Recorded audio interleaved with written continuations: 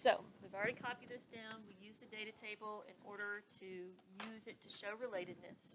That's where all these critters are coming from. We use the characteristics to separate them out and to show which ones are more or less closely related. So give me a pair of critters that are relatively closely related.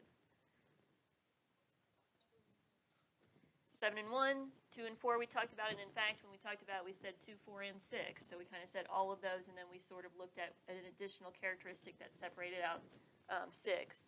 So 7 and 1, 2 and 4, so these are our little sister taxa right here.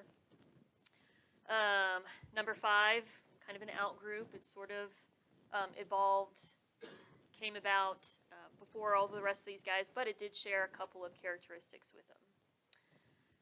Okay, so another way that we can look at these critters and their relatedness deals with time. So we can take a look, especially if we have fossil records and run tests on them, we can take a look at them on time and what we hypothesize was the time that they were around. All right, number of the critter that you think, according to this diagram, would have been around for the longest period of time.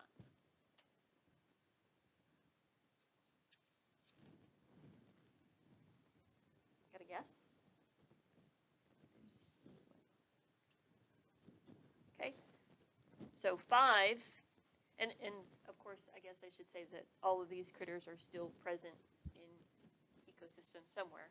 So 5, we see this structure and these structures right here, so it's the furthest back, and if it's still here, then that means it's been around the longest. We see it in the fossil record for the longest. So that would put him all the way in the back there. What would we say? How do I want to say this? Okay, so we said 7 and 1 were relatively related.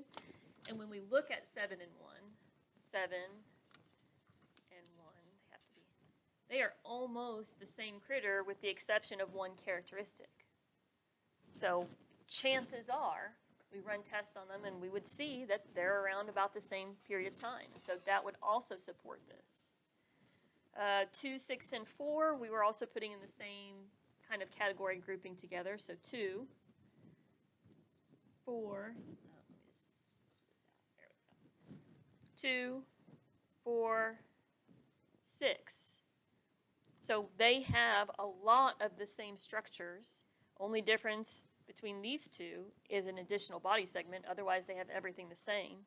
The only difference in these two would be the little ridges on the back, and this guy's got feet, whereas this guy just has legs, I'm guessing. Or they have articulated feet or some other characteristic for them.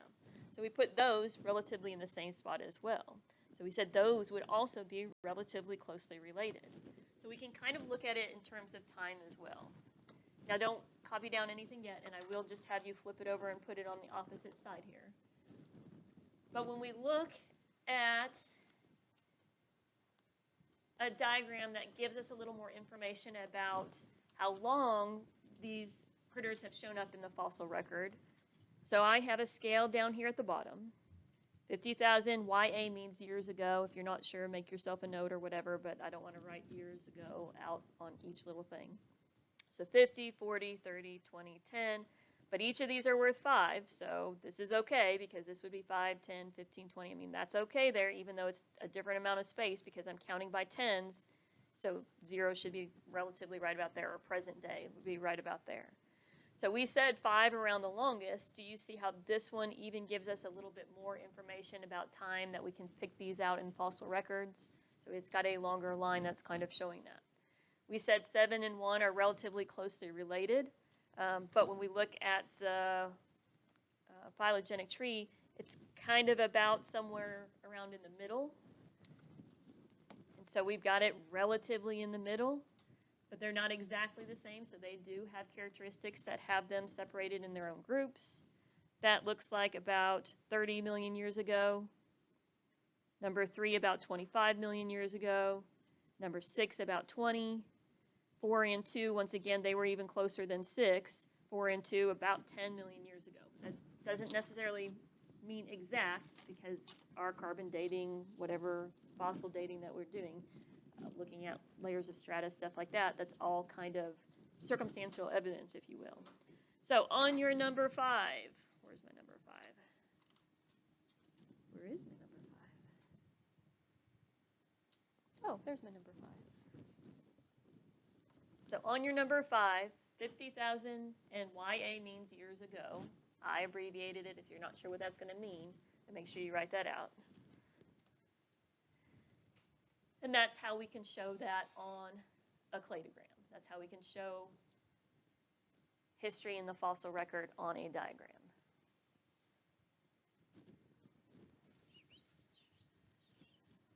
All right, so next we have 7 and 1. Relatively present at about the same time, but we run some additional testing. We look at layers of strata, layers of rock to see. They're not exactly the same, so we're going to put number 1 at 30,000 years ago, number 7 at 31,000 years ago.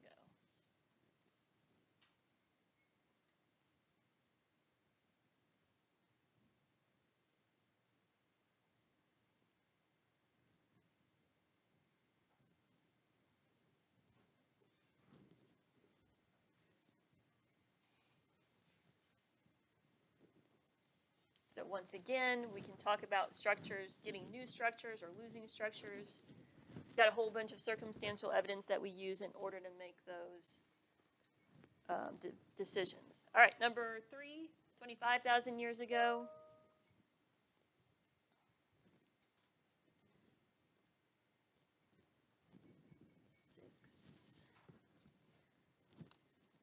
Number 6, 20,000 years ago.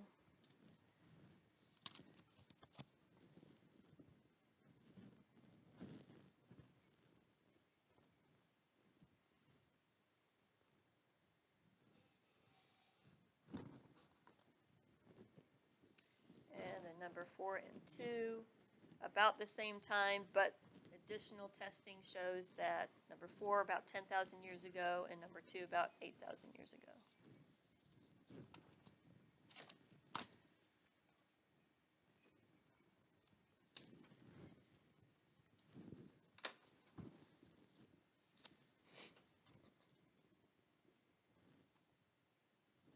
Okay, so here's what you're taking care of today.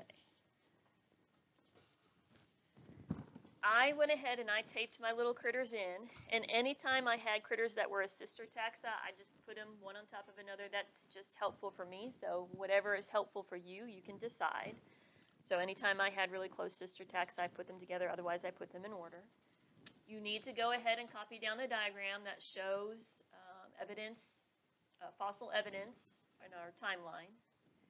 Once you get this finished, eye dissection time. The little paper with the instructions is over there at each spot, so you don't need to bring your laptop over or anything like that. There are, I believe, 9 items for you to label. I put toothpicks out, but I don't know that toothpicks, you are not listening to my melodious voice. I put toothpicks out, but I don't know that toothpicks are necessarily going to be something that's going to be helpful for the eye, except to maybe make the flag and maybe use it to point at a structure, because you're kind of disassembling it when you're doing your dissection. So you might have to just use the toothpick in terms of like pointing at it instead of sticking in it like we did the brain and the heart and stuff like that. After you get finished with the heart, with the eye dissection, then you come back and continue working on the AP Bio packet. So tape in your critters, do your evolutionary diagram, show fossil evidence over time of your critters. Copy that diagram down. Eye dissection, AP Bio packet. There is a spot for everybody for eye dissection. There's 4 back there, 2 on the little table, 3 on the big table over here. So whenever you're ready, you can just have at it. Questions? Okay. Oh, my little critters.